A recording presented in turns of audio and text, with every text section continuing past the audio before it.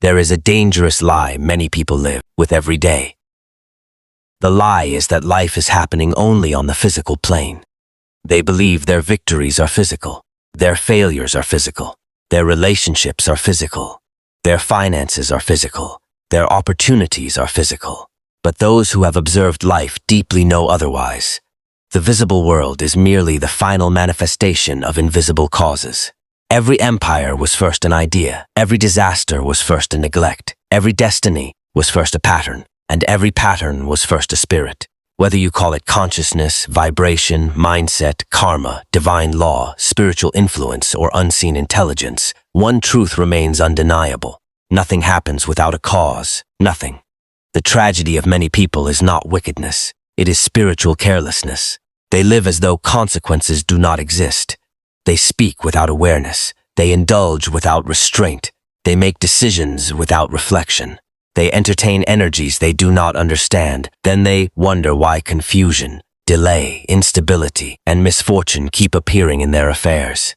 A farmer may not believe in the law of harvest, but the soil does. A man may ignore gravity. Gravity does not ignore him. Likewise, a person may dismiss spiritual laws, yet spiritual laws never dismiss anyone. The universe is not governed by wishes, it is governed by principles.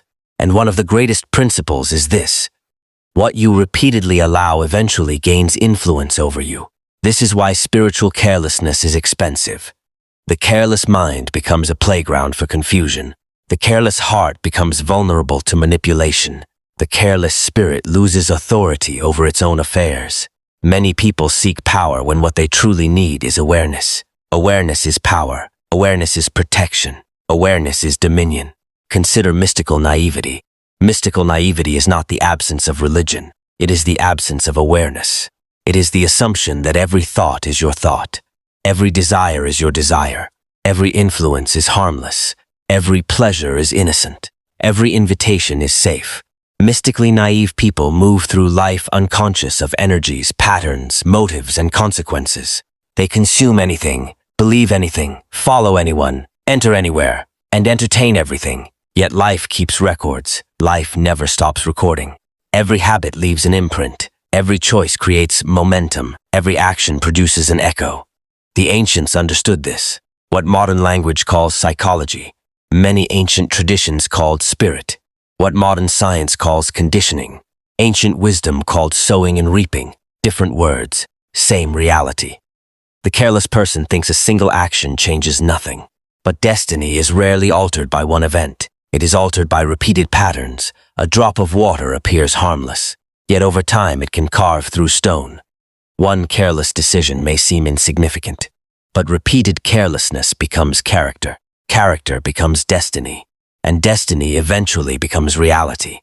This is why lust and the uncontrolled pursuit of illicit pleasure have destroyed countless lives. Pleasure itself is not the enemy. Pleasure is one of life's gifts. The problem begins when pleasure becomes master instead of servant, when desire rules judgment, when impulse silences wisdom, when gratification becomes more important than consequences. Many people have traded their peace for temporary excitement, their focus for distraction, their dignity for impulse, their future for a moment. The tragedy is not merely moral, it is energetic. Every obsession consumes attention. Every addiction weakens authority. Every uncontrolled appetite fragments personal power. You cannot govern your affairs effectively while being governed by your cravings. A kingdom divided against itself cannot stand, and neither can a mind divided between purpose and compulsion. The spiritual person is not necessarily the one who talks most about spirituality. The spiritual person is the one who has learned mastery. Mastery over thought, mastery over appetite, mastery over emotion, mastery over attention. Because wherever attention goes, energy follows. And wherever energy flows, reality begins to form. There is another principle that successful people, whether consciously or unconsciously, understand: circumspection. To be circumspect means to be watchful. It means to think before acting, to observe before reacting, to discern before accepting, to pause long enough to see what others overlook. Most disasters announce themselves long before they arrive. The signs are usually there. The warnings are usually present. The red flags often appear.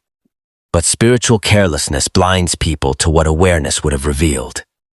Many people are not victims of bad luck.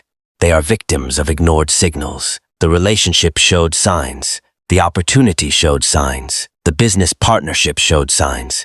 The habit showed signs. The addiction showed signs. The pattern showed signs. But because excitement was louder than wisdom, they proceeded, and consequences followed. The spiritually awake person understands that not everything that feels good is good. Not every open door should be entered. Not every opportunity should be accepted. Not every voice should be trusted. Not every desire should be obeyed. Discernment is one of the highest forms of intelligence, and discernment grows where awareness is cultivated. Now let us talk about karma consciousness. The word karma has been misunderstood by many. Some think karma is punishment. Others think karma is superstition. But karma, at its simplest level, is merely the principle of consequence. Every cause produces an effect. Every seed produces a harvest. Every action sets something in motion, whether immediate or delayed, whether visible or invisible, whether acknowledged or ignored, life responds. What many people call fate is often accumulated consequence. What many call bad luck is sometimes repeated unconsciousness.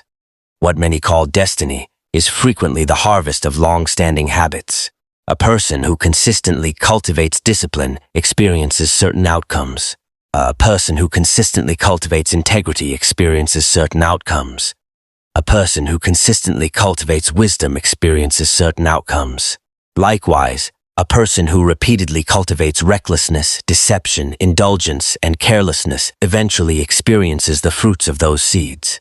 Life keeps accounts, not to punish, but to maintain balance.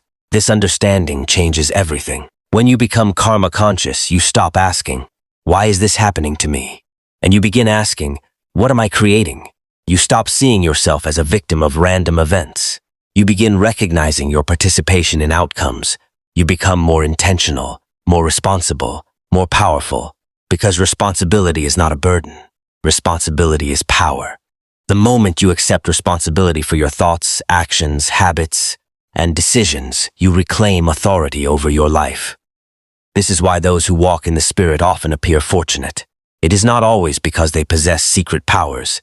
It is because they have learned to cooperate with principles. They understand timing. They understand discipline. They understand restraint. They understand awareness. They understand that today's choices become tomorrow's circumstances. Walking in the Spirit is not merely speaking spiritual language. It is living with heightened awareness. It is becoming conscious of what enters your mind, conscious of what leaves your mouth, conscious of what influences your emotions, conscious of where your energy is invested, conscious of the consequences attached to every path. A spiritually conscious person knows that thoughts are seeds, words are seeds, actions are seeds, habits are seeds, relationships are seeds. Everything is planting something. The future is not suddenly arriving, it is quietly growing. Growing from today's thoughts, growing from today's actions, growing from today's decisions. That is why spiritual carelessness is dangerous. A careless thought today can become confusion tomorrow. A careless habit today can become bondage tomorrow. A careless decision today can become regret tomorrow. Yet the opposite is equally true. A wise thought today can become prosperity tomorrow. A disciplined habit today can become freedom tomorrow. A courageous decision today can become greatness tomorrow. The choice is always before us.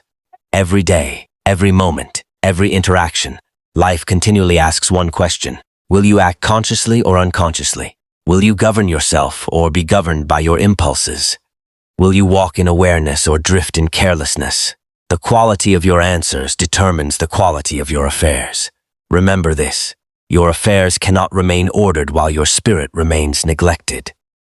Your outer world eventually reflects your inner condition. When the spirit is neglected, confusion increases. When awareness declines, mistakes multiply. When discernment weakens, consequences intensify. But when the spirit is cultivated, clarity emerges. When awareness expands, wisdom increases. When discipline grows, authority follows. And when authority follows, life begins to respond differently. Doors open differently, relationships improve differently, decisions become sharper, opportunities become clearer, peace becomes deeper. You become less reactive and more deliberate, less impulsive and more intentional, less vulnerable and more powerful. The goal is not perfection. The goal is consciousness. The goal is awareness. The goal is mastery. Because mastery is freedom. And freedom is the ability to direct your life instead of merely reacting to it. So walk in the spirit. Guard your thoughts. Govern your desires. Examine your motives. Respect consequences. Cultivate awareness. Live with karma consciousness. Practice circumspection. And remember, every day you are either creating conditions that strengthen your future or conditions that weaken it. Choose wisely, for the affairs you fail to govern consciously will eventually be governed by consequences, and the affairs you govern with wisdom, awareness, and spiritual discipline will gradually come under your authority. That is the hidden secret of dominion. That is the power of spiritual responsibility, and that is how you truly walk in the spirit and control your affairs. Mind of Afsok.